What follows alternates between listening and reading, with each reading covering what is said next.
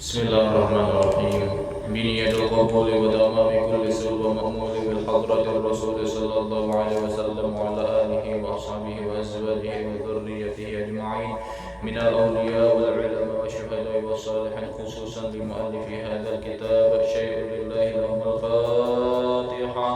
أعوذ بالله من الشيطان الرجيم. بسم الله الرحمن الرحيم. الحمد لله رب العالمين الرحمن الرحيم مالك يوم الدين إياك نعبد وإياك نستعين اهدنا الصراط المستقيم صراط الذين أنعمت عليهم غير المغضوب عليهم ولا الضالين آمين. السلام عليكم ورحمة الله وبركاته. بسم الله الحمد لله اللهم صل على رسول الله سيدنا محمد بن عبد الله وعلى آله وصحبه ومن والاه أما بعد. Puji syukur kehadirat Allah Subhanahu wa taala, alhamdulillah. Sebab berkat limpahan nikmat dan karunia-Nya serta taufik, hidayah serta inayahnya sehingga kita dapat berkumpul kembali di majelis ta'lim Asy-Syifa ini dalam rangka mengaji ilmu agama, khususnya adalah ilmu tentang memperbaiki zahir dan batin ibadah salat kita. Semoga amal ibadah yang kita kerjakan serta menuntut ilmunya kita pada malam hari ini diterima oleh Allah dan diridhai olehnya, serta diberikannya pahala yang berlipat ganda dan ilmu yang bermanfaat dunia akhirat. Amin ya rabbal alamin. Kini sambungannya adalah yaitu kesembilan. Apabila engkau mengatakan a'udzu billahi minasyaitonir rajim, yakni adalah ta'awudz yang biasa kita ucapkan menjelang membaca Al-Fatihah. Nah, itu maknanya adalah aku berlindung dengan Allah daripada syaitan yang kena rajam. Kena rajam itu artinya adalah syaitan itu makhluk yang dikutuk oleh Allah Subhanahu wa taala, yang diusir dari rahmat kasih sayang Allah Subhanahu wa taala. Maka ketika itu ketahuilah olehmu bahwasanya ia syaitan adalah seterumu atau musuh bagimu. Bagi kita orang Islam, orang beriman, musuh kita itu cuma satu, yaitu syaitan.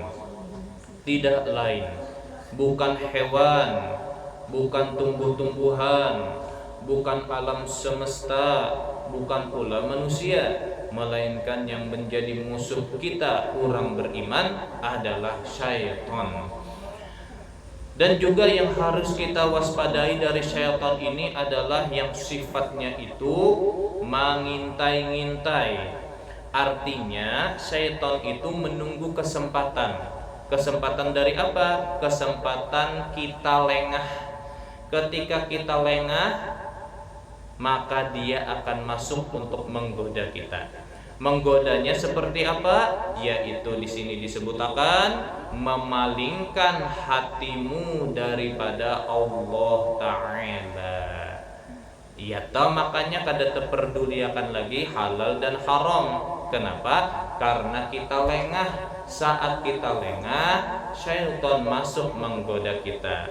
Lengahnya karena apa? Misalnya adalah dikarenakan kita kapalepetan duit. Ketika kapalepetan duit, kada keingatan lawan Allah, di situ kita lengah. Lalu kita kada taitihi lagi halal dan haram. Yang penting duit dapat.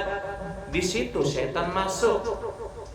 Makanya ada sebuah istilahnya, istilah orang-orang di luar sana tuh menyambat apa jar? Wayah ini jar, jangan mencari yang halal jar, mencari yang haram aja ngalih jar pendapatannya jar. Ada anggapan seperti itu. Ada juga lagi orang menganggaplah orang tak hendak menyalakan api itu kadada yang kayu bakarnya bebujur tuh pasti ada yang bahalang. Bebujur bahalang, bebujur bahalang, bebujur bahalang. Mau apinya menyala. Pengertiannya maksud kurang bependar kaya itu adalah apabila hendak cukup kebutuhan harian atau misalnya kebutuhan hidup dengan duit, maka kada usah terlalu memusingkan halal dan haram. Nah, kalau kayak ini peluang bagi setan menggoda kita. Kalau setan sudah menggoda kita, maka yang masuk ke dalam tubuh kita bercampur, ada nang halal, ada nang haram. Biasanya macam kayak ini tak banyak nang haramnya masuk. Ya kan? Nah, lalu apa kisahnya? Kalau nang haram banyak masuk ke dalam tubuh kita, maka amal ibadah kita itu kada diterima oleh Allah. Ia aja pang sah, ia aja pang menggugurkan kewajiban, tapi kada diterima. Amun kada diterima, kada ada pahalanya. Cocok aja aku nijar berdoa kada singkabulan kalau makanan dan minuman yang masuk ke dalam batang tubuh ini nang haram banyak benar. Mestinya itu ada perhatian khusus terkait dengan apa yang menjadi pemakan seorang itu harus nang halal. Makanya sudah dipesani oleh Allah dalam surah Al-Baqarah, ya ayyuhalladzina amanu kulu mimma fil ardi halalan thayyiban wa la tattabi'u khutuwatis syaitan innahu lakum aduwwum mubin. Sudah ada dipesani oleh Allah di dalam Quran surah Al-Baqarah ayat 168. Apa maknanya? Wahai orang-orang beriman. Nah, yang dipanggil itu adalah orang-orang beriman. Kalau bang Allah memanggil ya ayyuhalladzina aslamu, wahai orang-orang Islam, kada. Tapi kalimat yang dibawakan pada ayat itu Allah memfirmankan wahai orang-orang beriman. Apa arti beriman? Orang-orang yang percaya dengan Allah, orang-orang yang meyakini bahwa Allah itu Tuhan, bahwa Allah menjanjikan sesuatu itu benar adanya, dan ketika Tuhan memberikan ancaman, pasti juga ancaman itu akan terjadi. Nah, kita-kita inilah yang dipanggil oleh Allah. Apa ujar Allah? Kulu mimma fil ardi halalan thayyiban. Makanlah apa saja, makanlah apa saja jar Allah. Makanlah apa saja yang di muka bumi dengan halal dan dengan thayyib, dengan baik. Jadi catatannya itu adalah halal, thayyib. Kada dua yang halal aja, thayyibnya dikesampingkan. Kada, tapi dua-duanya harus kita jadikan pertimbangan. Halal lagi thayyib. Arti halal dan thayyib itu misalnya seperti ini: menukar beras, menukar iwak, menukar sayur, lengkap sudah tak? Proteinnya, karbohidratnya, lawan seratnya cukup dah memadai lawan kebutuhan gizi tubuh kita. Nah, lalu memperolehnya dengan cara apa? Dengan cara jual beli. Jual belinya bagaimana? Yaitu duitnya duit saurang dua, bukan duit mencuntan atau duit mengkorupsi kan ada, tapi duit memang hak saurang. Itu dibawa ke toko, warung atau pasar. Lalu terjadilah akad jual beli dengan penjualnya. Nah, bulikai lagi, lalu dimasaki dan seterusnya, memakan pulang. Pas memakan tadi itu memenuhi lawan kebutuhan tubuh. Nah, maka itu nasi, sayur, iwak halalan thayyiban sesuai lawan perintah Allah. Ya kan? Bukan berarti juga kita artiakan apabila halal dan thayyib lalu kita makan bahimah, kadang memperdulikan lawan batas maksimum lambung kita, itu jadinya pada bagus ulang. Makanya kalau misalnya makanan itu nyaman kah, misalnya diliur, makanan kita tuh nyaman diliur. Nah, ingatkan ini ada peluang bagi syaitan karena memalingkan aku dari ingat lawan Allah. Karena kalau liurnya nyaman, pengennya tuh hendak tambah lagi. Ketika tambah lagi, lalu mengabaikan lawan batas maksimum lambung kita. Apakan lagi misalnya ada aktivitas setelah makan tuh pulang, kayak misalnya telah bulan puasa, berbukanya gancang, kan setelah sholat maghrib kena isya, setelah isya bapaan tarawihan. Apakan lagi yang ada aktivitas macam itu harus dibatasi berbuka atau makan dan minumnya. Lamunnya diisi terus, dipenuhi terus lambungnya, akan terus sahwat liurnya nyaman jar tampulu nah jar misalnya seperti itu. Ayo jar insya Allah ada lagi waktu. Nah waktu yang kosong itu pulang dah habis tarawih kan misalnya ada waktu kosong, nah di situ biar hendak menambahi pulang makan minumnya itu misal coba makan dan minum.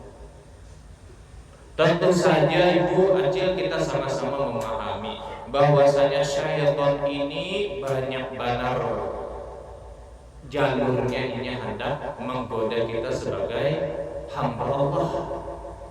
Makanya tuh Allah tuh bilang janganlah kalian mengikuti langkah-langkah syaitan. Langkah-langkah berarti banyak benar nih cara syaitan itu hendak menggoda kita sekira kita ini abai dengan apa ujar Allah.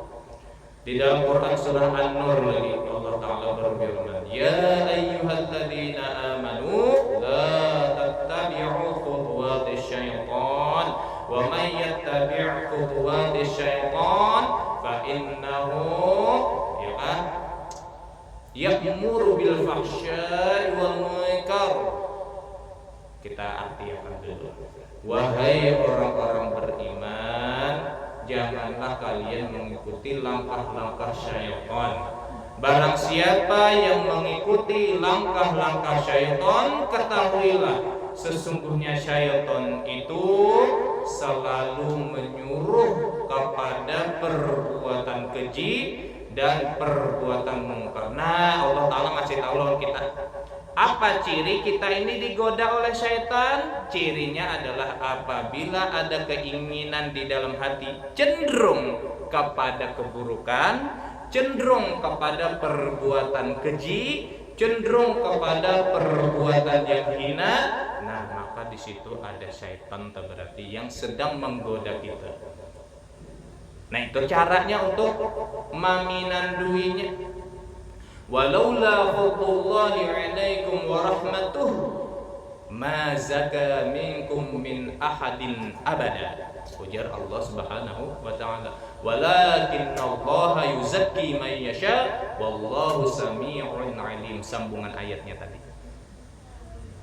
Apa ujar Allah?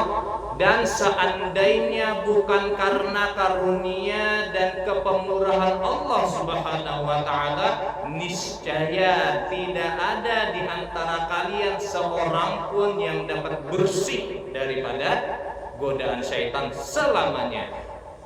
Dan akan tetapi Allah Subhanahu wa taala yang Allah Ta'ala bersihkan itu adalah orang-orang yang sidin kahandaki. Kalaunya kita hendak mencari tahu siapa yang orang dikehendaki oleh Allah, kembalinya di awal ayat tadi, ya ayyuhalladzina amanu, orang beriman itulah orang yang akan dibersihkan oleh Allah daripada gangguan-gangguan atau godaan-godaan syaitan. Allah Maha mendengar, Allah Maha mengetahui. Makanya kita disuruh kalaulah di dalam Islam mengucapkan a'udzu billahi minasyaitonir rajim. Harus melekat di hati kita, harus terbesit di dalam benak kita saat menuturkan kalimat ta'awudz itu. Allahu Akbar. Allahu Akbar kabira walhamdulillah katsira wa subhanallahi bukratan wa asila. Selesai doa kita sebelum kita baca Al-Fatihah. A'udzubillahi minasyaitonir rajim. Langsung mengotak ke hati. Apa ujar hati? Ya Allah, ulun berlindung lawan sampian daripada syaitan yang terkutuk. Jangankan halatan sembahyang pula, kalau kita mau melihat dari ajaran Islam yang lainnya, seperti masuk ke WC, masuk ke WC ada dua doanya. Allahumma inni a'udzubika minal khubuthi wal khaba'ith. Ya Allah, ulun berlindung lawan sampian daripada godaan syaitan laki-laki dan daripada godaan syaitan perempuan. Ada. Apalagi misalnya kita carikan contoh lagi yo. Nah, seperti suami istri, dua laki bini yang hendak yang hendak melakukan senggama, maka berdoa dulu lawan Allah Ta'ala. Allahumma jannibna minasyaitan, Allahumma jannibna minasyaitan wa jannibisyaitan ma razaqtana.